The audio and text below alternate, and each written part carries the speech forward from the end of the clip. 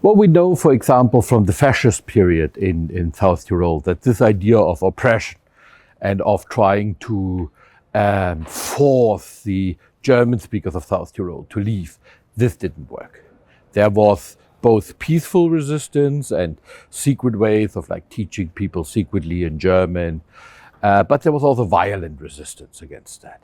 And I think this is something that Syria has seen for many decades. This violent oppression of whether it's the Kurds, Assyrians, other groups, and their political, cultural, and social rights.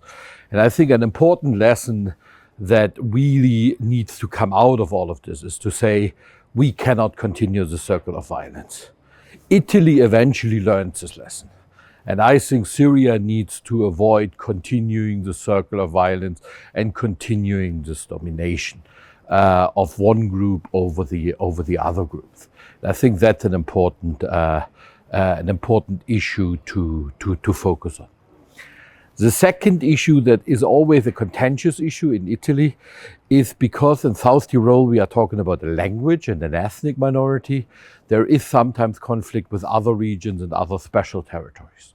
To say, why is South Tyrol so special? Why do they have additional rights? Why do they have a better economy? Why is the situation so bad? And these distribution conflicts should be avoided as well.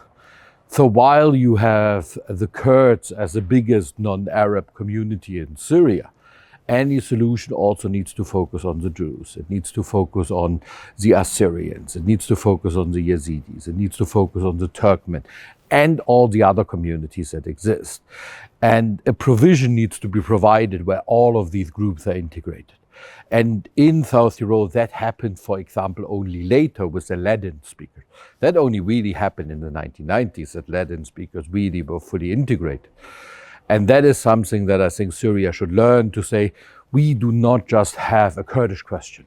We have a question over all of our components and how they need to be integrated and can best be protected within a Syrian state and within the constitutional order.